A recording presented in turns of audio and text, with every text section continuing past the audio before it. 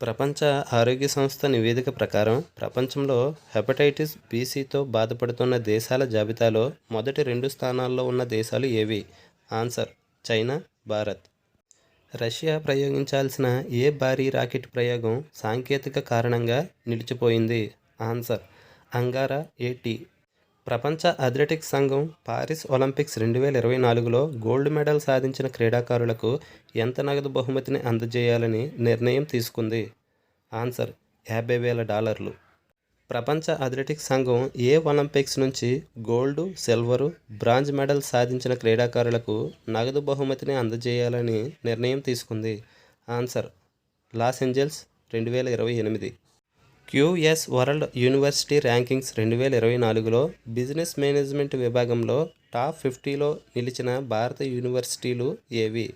Answer: IIM Ahmedabad 25, IIM Bengaluru, IIM Calcutta.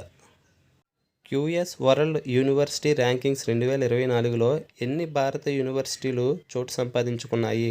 Answer: 69. Delhi అటవీ పరిరక్షణ committee చైర్మన్గా ఎవరు నియమితులయ్యారు? ఆన్సర్: నజ్మీ వజీరీ. ఏ మిశ్రమ లోహంతో తయారు చేసిన కృత్రిమ రిఫ్రిజిరేటర్ను విజయవంతంగా సార్లాండ్ యూనివర్సిటీ అభివృద్ధి చేసింది? Answer: nitinol, nickel plus titanium.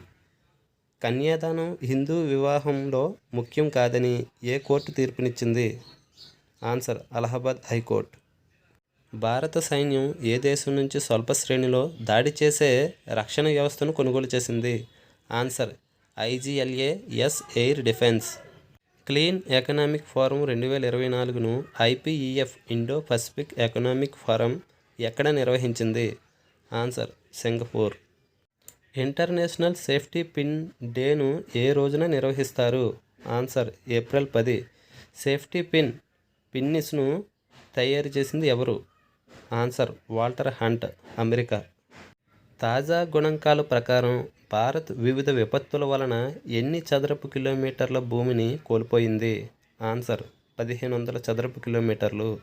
Cannes film festival 2024లో హనరరీ పాల్మే D ఔర్ గౌరవం ఎవరికి దక్కింది?